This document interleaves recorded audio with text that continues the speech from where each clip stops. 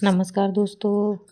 आइए जानते हैं कि डायबिटीज़ और कमर दर्द अगर इंसान को एक साथ हो तो क्या उपाय करने चाहिए जिससे राहत मिल सके। क्या डॉक्टर से परामर्श लेना चाहिए या दवा लेनी चाहिए, इसके बारे में विस्तार से जानते हैं।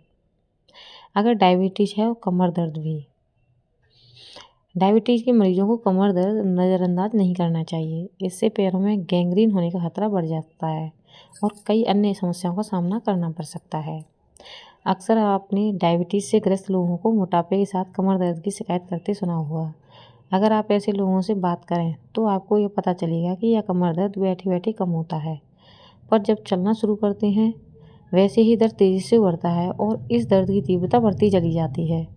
अगर चलना अचानक बंद कर दें तो कमर दर्द कम होना शुरू हो जाता है और अंत में गायब हो जाता है। इस तरह के कमर दर्द को ज़्यादातर लोग लंबर स्पॉन्डिलोसिस या सियाटिका का दर्द समझ लेते हैं और वे अस्थि रोग विशेषज्ञ के पास चले जाते हैं, जबकि ये दर्द इन समस्याओं के कारण नहीं होता, इसलिए उन्हें दर्द में आराम नहीं मिलता। कारण को जानें। किसी व्यक्ति को जब कमर दर्द होता है तो उसको दो कारण होते हैं। एक कमर की पुरानी चोट, दूसरा मोटापा और पर्याप्त रूप से न चलने की वजह से होता है। जब किसी व्यक्ति को इसकी दिनचर्या की वजह से ज़्यादातर समय बैठना पड़ता है और बहुत व्यायाम नहीं करता, तब रीढ़ की हड्डियों में कड़ापन आ जाता है और लचीलेपन का अभाव हो जाता है। ऐसे लोग जब चलना शुरू करते हैं तो उनकी कमर दर्द में शुरू हो जाता है। गैंग्रीन का खतरा। डायबिटीज़ के मरीजों में कमर दर्द का मुख्य कारण कमर और जांघ में शुद्ध रक्त सप्लाई का स्थायी रूप से कम होना है। ऐसे लोगों को अगर बैठे बैठे ही कमर दर्द होता है तो इसका सीधा मतलब है कि शुद्ध रक्त की सप्लाई में काफ़ी कमी आ गई है। मेडिकल भाषा में इसे एंजाइना कहते हैं।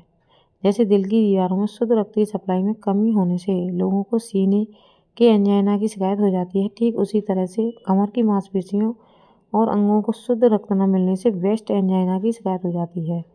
कमर के एंजाइना को नज़रअंदाज करने पर पैरों में गैंग्रीन होने का खतरा मंडराने लगता है।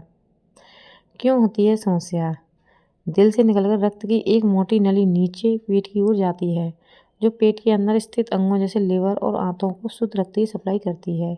यही नली नीचे कमर के अंदर पहुंचकर कमर में स्थित अंगों और मांसपेशियों को शुद्ध रक्त पहुंचाती है और उसके बाद दो अलग अलग नलियों में व्यक्त होकर बाईं और दाहिनी जांघ में चली जाती है, वहाँ और नीचे जाकर दोनों पैरों को शुद्ध खून की सप्लाई करती है। दिनचर्या में व्यायाम और अनुशासन का अभाव होने से डायबिटीज के मरीज में शुगर की मात्रा अनियंत्रित हो जाती है, जिसके परिणामस्वरूप खून की नली चर्बी के तेजी से जमाव के कारण सक्रिय हो जाती है। धूम्रपान या तंबाकू का सेवन करने वाले मधुमेह रोगियों की कमर में खून की नली सक्रिय हो जाती है। इससे कमर और जांघ में जाने वाली ऑक्सीजन युक्त शुद्ध खून की मात्रा में भारी कमी हो जाती है और मरीज को चलने पर कमर दर्द यानी कमर का एंजाइना शुरू हो जाता है। इस बीमारी को मेडिकल भाषा में लेरिक सिंड्रोम कहते हैं। क्या है खतरे? कमर के एंजाइना को नज़रअंदाज करना नुकसानदेह हो सकता है। इससे पैरों की तरफ जाने वाली शुद्ध खून की मात्रा धीरे धीरे गिरती चली जाती है और अंत में पैरों में भयानक दर्द, कालापन और गैंग्रीन की शुरुआत हो जाती है। ऐसे में समय पर इसका इलाज कराना जरूरी है। पेन किलर से बचें। पेन किलर से बचें। कमर दर्द में अक्सर लोग चिकित्सक बदलते रहते हैं। इसके अलावा दर्द निवारक दवाओं के ब्रांड भी बदलते हैं। कमर दर्द के सही इलाज के अभाव में मरीज और पैर खोने की कगार पर पहुंच जाता है। इससे किडनी फेल होने की आशंका भी बढ़ जाती है। धूम्रपान से परहेज।